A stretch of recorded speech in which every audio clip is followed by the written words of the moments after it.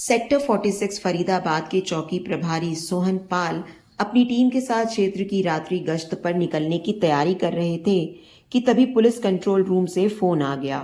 उन्हें बताया गया कि सेक्टर 45 की कोठी नंबर 387 में एक कत्ल हो गया है। पुलिस चौकी से घटनास्थल महज 2 किलोमीटर दूर था। सोहन पाल अपनी टीम के साथ 10 मिनट में उस जगह पहुंच गए जहां वारदात हुई थी। वह पॉश एरिया था और अक्सर सुनसान रहता था। इस वजह से पड़ोसियों को भी इस घटना का पता नहीं चल पाया था। रात को लगभग 3 बजे पुलिस को आया देख आसपास की कोठियों से लोग बाहर निकल आए। कोठी नंबर 387 में मौजूद एक व्यक्ति ने कोठी का मेन गेट खोल दिया। पता चला वह उस कोठी में रहने वाला किराएदार राजेश सिंह था। उस समय के चौकी प्रभारी सोहनपाल ने अंदर जाकर देखा तो बेड पर एक लड़की मरी पड़ी थी जिसकी हत्या गला रेत कर की गई थी। बिस्तर खून से पूरी तरह सना हुआ था। जिस कमरे में हत्या हुई थी उसमें रखी अलमारी और उसका लॉकर खुला हुआ था। अलमारी का सारा सामान बिखरा पड़ा था। प्रथम दृष्टया मामला लूटपाट का लग रहा था। ऐसा लगता था जैसे हत्यारे लूटपाट के इरादे से घर में घुसे हों और विरोध करने पर लड़की की हत्या करके कीमती सामान व नकदी लेकर फरार हो गए हों। पुलिस को सूचना कोठी की मालकिन पुष्पा कोहली ने दी थी। उसने बताया कि मृतका उसकी बेटी किरण है। पुष्पा के अनुसार उसका पति सुरेंद्र कोहली और 12 वर्षीय बेटा नितिन कोहली बीते दिन सुबह ही उसकी अस्वस्थ मां को देखने बठिंडा पंजाब गए थे। वारदात के वक्त पुष्पा कोहली और किरण ही घर में थीं। पौष इलाके में हुई इस सनसनीखेज वारदात की सूचना पाकर पुलिस के उच्चाधिकारी भी घटनास्थल पर पहुंच गए थे। पूछताछ में पुष्पा कोहली ने बताया कि बीती रात करीब 9:45 बजे जब वह रसोई में खाना बना रही थी तभी मेन गेट खोलकर बुर्के वाली 2 औरतें अंदर आईं। किरण उन दोनों को अंदर ले आई। कुछ देर बाद जब उसने किरण से उन दोनों के बारे में पूछा तो उसने बताया कि वे उसकी परिचित हैं और उसे उनके साथ कुछ हिसाब किताब करना है। उस वक्त बुर्के वाली दोनों औरतें सोफे पर बैठी थीं। वे दोनों चूंकि अपने चेहरे पर नकाब डाले हुए थी इसलिए वह उनके चेहरे नहीं देख सकी थी। उन्हें बैठा छोड़कर वह अपने कमरे में चली गई थी। पुष्पा के अनुसार कुछ देर बाद किरण ने गिलास में पानी लेकर उसके कमरे में आई। उसने चूंकि थोड़ी देर पहले ही खाना खाया था इसलिए पानी पीकर गिलास मेज पर रख दिया। उसके बाद या तो वो बेहोश हो गई थी या फिर सो गई थी। पुष्पा के अनुसार देर रात करीब 2 बजे जब वह उठी तो उसके दोनों हाथ और पैर दुपट्टे से बंधे हुए थे और मुंह में कपड़ा ठूसा हुआ था। उसने उठने की कोशिश की तो वह बिस्तर से नीचे गिर गई। कपड़ा ठूसा होने की वजह से उसके मुंह से आवाज भी नहीं निकल रही थी। पुष्पा ने आगे बताया कि जैसे तैसे उसने बेड पर पड़ा फोन उठाकर पहले किरण का नंबर मिलाया लेकिन उसने फोन नहीं उठाया। फिर उसने अपनी नौकरानी सपना के पति अजीत का नंबर मिलाया। नंबर तो लग गया लेकिन मुंह में कपड़ा ठूसा होने की वजह से बात नहीं हो सकी। इस पर वह घिसटते हुए दरवाजे के पास पहुंची और दोनों पैरों से जोर जोर से कमरे का दरवाजा पीटा। दरवाजा पीटने की आवाज सुनकर किराएदार राजेश सिंह नीचे आया। वह बाहर से दरवाजा खोलकर अंदर आया और उसके हाथ पैर खोल दिए। तब तक नौकरानी सपना और उसका पति भी आ गए थे। पुष्पा कोहली ने आगे बताया कि उसके यह पूछने पर कि किरण कहाँ है, राजेश सिंह ने जवाब दिया कि वह अपने कमरे में सो रही होगी। लेकिन जब उसके कमरे में जाकर देखा गया तो किरण मरी पड़ी थी। किसी ने उसका गला काटकर उसकी हत्या कर दी थी। उसका सारा बिस्तर खून में डूबा हुआ था और अलमारी का सारा सामान इधर उधर फैला पड़ा था। यह देखकर उसने इस घटना की सूचना पुलिस को दे दी थी। उपरोक्त बातें बताते बताते पुष्पा कोहली फूट फूट कर रोने लगी। पुलिस ने उससे नंबर लेकर उसके पति सुरेंद्र कोहली को फोन करके इस हादसे की सूचना दे दी और जल्दी से जल्दी फरीदाबाद पहुंचने को कहा। इसके साथ ही पुलिस ने पुष्पा की शिकायत पर अज्ञात हत्यारों के खिलाफ भादवी की धारा 302 और 394 के तहत केस दर्ज कर लिया। सुबह को एसीपी पूनम दयाल ने मामले की गंभीरता को देखते हुए इसकी जांच इलाका पुलिस की जगह उस समय के CIA NIT in charge inspector Vimal Kumar, sub inspector Narendra Kumar और अश्विनी कुमार को सौंप दी ताकि पौष इलाके में हुई इस हत्या के मामले से जल्दी पर्दा उठ सके। इंस्पेक्टर विमल कुमार ने अपनी टीम के साथ मौका वारदात का मुआयना किया। उन्होंने पुलिस फोटोग्राफर, फिंगरप्रिंट एक्सपर्ट और फोरेंसिक टीम को भी मौके पर बुला लिया था ताकि जरूरी सबूत जुटाए जा सके। प्राथमिक कार्रवाई के बाद मृतका किरण की लाश को पोस्टमार्टम के लिए अस्पताल भेज दिया गया। पोस्टमार्टम से पता चला कि उसकी मृत्यु श्वास नली कट जाने के कारण हुई थी। पूछताछ और पुलिस छानबीन में पता चला कि मृतका किरण के पिता सुरेंद्र कोहली काफी समय पहले पंजाब से आकर फरीदाबाद में बस गए थे। उनका फरीदाबाद सेक्टर 28 में बिल्डिंग मटेरियल का कारोबार था। सुरेंद्र कोहली का विवाह 1989 में भटिंडा पंजाब की पुष्पा कोहली से हुआ था। विवाह के बाद कोहली के घर में किरण का जन्म हुआ, जिसे घर में सब प्यार से गुड़िया कहते थे। किरण के जन्म के 11 साल बाद कोहली परिवार में बेटा जन्मा, जिसका नाम नितिन रखा गया। 12 वर्षीय नितिन कोहली फिलहाल फरीदाबाद के एक नामी स्कूल में कक्षा 7 में पढ़ रहा था। पुष्पा कोहली घरेलू महिला थी और घर पर रहकर घर परिवार व बच्चों की जिम्मेदारी संभालती थी। किरण जवान हो चुकी थी। उस पर चूंकि कभी भी पारिवारिक पाबंदियां नहीं रही थी, इसलिए वह शुरू से ही फैशन परस्त और आजाद ख्याल लड़की थी। मोबाइल, फिल्में, टीवी और इंटरनेट की दुनिया ने उसे और भी आधुनिक और स्वच्छंद बना दिया था। वह जो करना चाहती थी कर गुजरती थी, बिना इस बात की परवाह किए कि उसके परिवार वालों की नज़र में वह अच्छा है या नहीं। इसी सब के चलते किरण ने अपने परिवार की मर्जी के खिलाफ 22 नवंबर 2010 को एक विजातीय युवक रंजीत त्रिपाठी से प्रेम विवाह कर लिया था। रंजीत गांव लड़कपुर, जिला फरीदाबाद का रहने वाला था। शादी के बाद किरण घर छोड़कर रंजीत त्रिपाठी के साथ दिल्ली स्थित सरिता विहार के निकटवर्ती इलाके मदनपुर खादर में किराए के मकान में रहने लगी थी। परिवार से अलग रहकर जब जिंदगी की कड़वी सच्चाइयों से सामना हुआ तो किरण और रंजीत दोनों ने अलग अलग प्राइवेट फर्मों में नौकरी कर ली। किरण ने जिस फर्म में नौकरी की वह रियल एस्टेट का कारोबार करती थी। उसके मालिक का नाम महफूज आलम था। महफूज आलम का ऑफिस कालिंदी कुंज में था। कालिंदी कुंज मदनपुर खादर के पास ही है, इसलिए किरण को ऑफिस आने जाने में कोई परेशानी नहीं होती थी।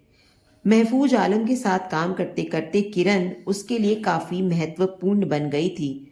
नतीजतन महफूज आलम उसे अच्छी तनख्वाह के अलावा सौदे से मिलने वाली रकम में मोटा कमीशन भी देने लगा। इसी के चलते किरण ने अच्छा खासा बैंक बैलेंस इकट्ठा कर लिया था। दूसरी ओर उसके पति रंजीत को नौकरी से इतना पैसा भी नहीं मिलता था कि घर का खर्च ठीक से चल सके। जब उम्मीद से ज्यादा पैसा मिलने लगता है तो कई कमजोर लोगों के पैर बहकने लगते हैं। किरण के साथ भी ऐसा ही हुआ। आय का स्रोत बढ़ा तो उसने शराब पीकर देर से घर आना शुरू कर दिया। रंजीत ने यह बात किरण की मां पुष्पा कोहली को बताई। मां ने अपने स्तर पर किरण को समझाने का प्रयास भी किया, लेकिन इससे किरण की दिनचर्या और व्यवहार में कोई बदलाव नहीं आया। नतीजतन पति पत्नी के बीच मतभेद बढ़ने शुरू हो गए। इस बात को लेकर रंजीत और किरण के बीच कई बार गर्मा गर्म बहस भी हुई। पति से जब ज्यादा मतभेद बढ़ गए तो किरण ने उसके खिलाफ दिल्ली की साकेत कोर्ट में तलाक का मुकदमा डाल दिया। इसके बाद वह 27 जून 2013 को रंजीत का साथ छोड़कर फरीदाबाद में मां के पास आकर रहने लगी। घर लौटकर भी किरण में कोई बदलाव नहीं आया। अब उसने नाइट क्लब में शराब पीकर देर रात घर आना शुरू कर दिया था। जवाब मांगने पर वह गाली गलौज और मारपीट पर उतर आती थी। किरण का हाई प्रोफाइल लाइफस्टाइल कोहली परिवार के लिए बदनामी का कारण बन रहा था। एक तो शादी के बाद भी बेटी घर में बैठी थी, दूसरे वह शराब पीकर देर रात घर लौटती थी। मां पुष्पा कोहली इस बात को लेकर तनावग्रस्त रहने लगी थी। उसकी समझ में नहीं आ रहा था कि समस्या का कैसे समाधान करे। ये सब चल ही रहा था कि किरण की हत्या हो गई थी।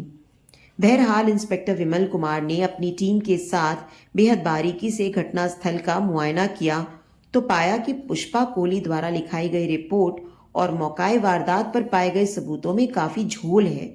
इसी को ध्यान में रखकर उन्होंने सुरेंद्र कोहली के किराएदार राजेश सिंह, नौकरानी सपना व उसके पति अजीत के अलग अलग बयान दर्ज किए। जब उन बयानों को क्रॉस चेक किया गया तो विमल कुमार को कई बातों पर शक हुआ। मसलन किरण ने पुष्पा को ग्लास में पानी दिया था जिसे पीकर वह बेहोश हो गई थी और शायद बाद में सो गई थी। यह बात समझ के बाहर थी कि किरण ने बिना मांगे माँ को पानी क्यों दिया और उसने क्यों पिया। इंस्पेक्टर विमल कुमार ने ग्लास के बचे पानी को सूंघकर देखा तो वह सामान्य पानी था और उसमें किसी तरह की कोई गंध नहीं थी। फिर भी उन्होंने उस पानी और गिलास को जांच के लिए प्रयोगशाला भिजवा दिया। दूसरे पुष्पा कोहली से जब दोनों बुर्के वालियों के डील डॉल, शक्ल और आवाज के बारे में सवाल किए गए तो वह कोई संतोषप्रद जवाब नहीं दे सकी। संदेह हुआ तो पुलिस टीम ने पुष्पा कोहली का मोबाइल फोन सर्विलांस पर ले लिया और उसके फोन की पिछले 6 महीने की कॉल डिटेल्स निकलवाई। इस बीच पुष्पा कोहली के पति सुरेंद्र कोहली, बेटा नितिन और कुछ अन्य रिश्तेदार भी आ गए थे। माहौल कुछ ऐसा था कि पुलिस पुष्पा से कड़ाई से पूछताछ भी नहीं कर सकती थी। अगले दिन पोस्टमार्टम के बाद किरण का शव उसके परिवार को सौंप दिया गया। उन लोगों ने उसी दिन उसका अंतिम संस्कार कर दिया। अंत्येष्टि में शामिल होने के लिए किरण की नानी भी आई थी। इंस्पेक्टर विमल कुमार ने नानी से भी पूछताछ की। पता चला कि वह पूरी तरह से स्वस्थ थी, जबकि पुष्पा ने अपनी इसी मां को अस्वस्थ बताकर पति सुरेंद्र कोहली और बेटे नितिन को 250 किलोमीटर दूर भटिंडा भेजा था। पुष्पा से टुकड़ों में हुई पूछताछ में महफूज आलम का नाम कई बार आया था। बुर्के वाली औरतों का जिक्र आने से पुलिस का शक महफूज आलम पर ही गया। पुलिस ने महफूज आलम से पूछताछ की, लेकिन उसने इस मामले में अपनी कोई भी भूमिका होने से इनकार किया। अलबत्ता यह जरूर माना कि किरण उसके यहाँ काम कर चुकी थी और वह उसे मोटा वेतन देता था। महफूज हालांकि किरण की हत्या में अपनी कोई भी भूमिका होने से इनकार कर रहा था, फिर भी हत्या का मामला होने की वजह से पुलिस ने उसे पूछताछ के लिए थाने में ही बिठाए रखा। बाद में उसे छोड़ दिया गया। किरण की हत्या की सूचना पाकर उसका पति रंजीत त्रिपाठी भी फरीदाबाद आ गया था। वह फिलहाल मुंबई में नौकरी कर रहा था।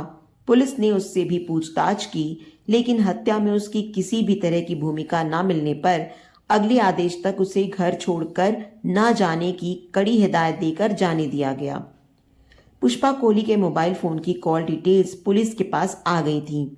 उसका गहराई से अध्ययन करने पर पुलिस को उसमें एक ऐसा नंबर मिला जिस पर पुष्पा दिन के समय हफ्ते में 2-3 बार फोन करती थी। यह नंबर पंजाब का था। पुष्पा से इस नंबर के बारे में पूछा गया तो उसने बताया कि वह नंबर उसके एक मुंह बोले चाचा का है जो पंजाब में रहता है। उससे वह पारिवारिक बातें करती थी। घटना वाली रात पुष्पा कोहली के मोबाइल पर आने जाने वाली कुल 3 कॉल्स पाई गई थीं। पहली कॉल रात 8 और 9 बजे के बीच आई थी, जो कि मिस्ड कॉल थी। इसी नंबर पर पुष्पा कोहली के मोबाइल से 10 बजे के आसपास एक मिस्ड कॉल दी गई थी। तीसरी और आखिरी कॉल पुष्पा कोहली की नौकरानी सपना के मोबाइल से आई थी, जिसे रिसीव किया गया था। पुलिस ने उस नंबर पर जिससे मिस्ड कॉल आई थी और जिस पर पुष्पा ने मिस्ड कॉल दी थी फोन किया तो यह नंबर लगातार बंद मिला। जब उस नंबर की जांच की गई तो पता चला कि उस नंबर का सिम पंजाब से नकली आईडी और फर्जी पते पर लिया गया था। लेकिन आश्चर्य की बात यह थी कि घटना वाली रात उस नंबर की लोकेशन सेक्टर 45 और उसके आसपास थी। ऐसा लग रहा था जैसे उस नंबर का इस्तेमाल किसी खास मकसद से ही किया गया था। इससे शक की सुई पूरी तरह से पुष्पा कोहली पर आकर ठहर गई। अपने शक को और पुख्ता करने के लिए जब पुलिस ने पुष्पा की नौकरानी सपना से उसके द्वारा की गई फोन कॉल के बारे में पूछा तो इस हत्याकांड की तस्वीर काफी हद तक साफ हो गई। लेकिन कुछ कारणों से पुलिस अब भी पुष्पा कोहली से पुलिसिया तरीके से पूछताछ नहीं कर सकती थी, क्योंकि वह शिकायतकर्ता होने के साथ साथ महिला भी थी। अंततः इंस्पेक्टर विमल कुमार ने अपने उच्चाधिकारियों से विचार विमर्श करके 3 जनवरी 2014 को पुष्पा को हिरासत में ले लिया।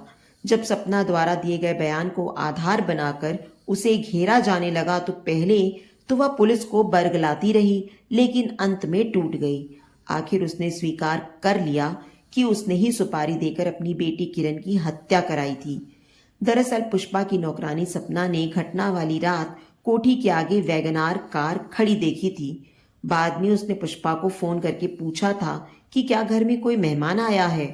चूंकि पुष्पा ने सपना की कॉल रिसीव की थी, इसलिए यही उसके लिए मुसीबत बन गई।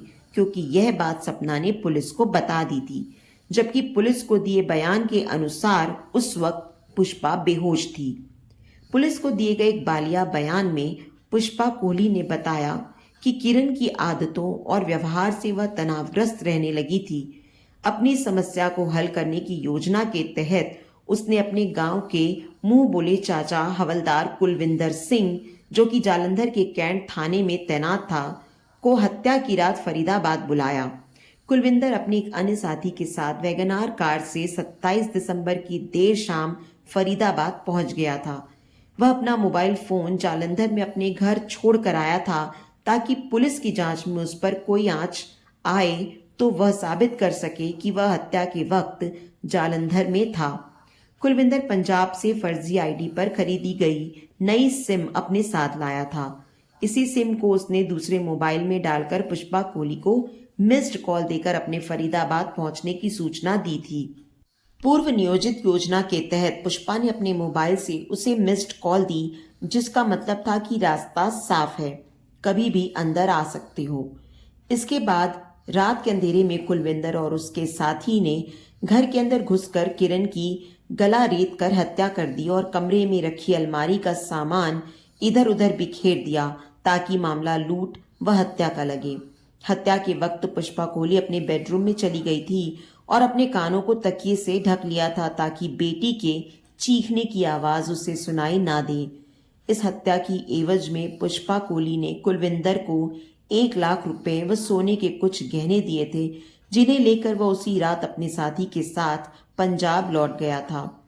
पुष्पा के बयान के आधार पर पुलिस ने इस मामले में भांदवी की धारा 302, 494 के अलावा 34 भी जोड़ दी। पुष्पा कोहली को विधिवत गिरफ्तार करके फरीदाबाद की अदालत में पेश किया गया, जहां से उसे जेल भेज दिया गया। ऐसे अपराधों का अंजाम यही होता है। अपराध कभी छुप नहीं सकता। ऐसे अपराध करने से पहले सोच लेना चाहिए कि अंत में इसका अंजाम यही होता है। साथ ही नागरिकों को इस तरह के अपराधों से सतर्क रहने की जरूरत है। तो दोस्तों, उम्मीद करती हूँ आपको आज की हमारी ये कहानी पसंद आई होगी। कहानी पसंद आई है तो वीडियो को लाइक और शेयर करें। चैनल पर नए हैं तो चैनल को सब्सक्राइब करें और हाँ, नोटिफिकेशन बेल को जरूर दबाएं ताकि अगली कहानी का अपडेट सबसे पहले आपको मिले। आपकी प्यार और समर्थन का हमेशा इंतजार रहेगा।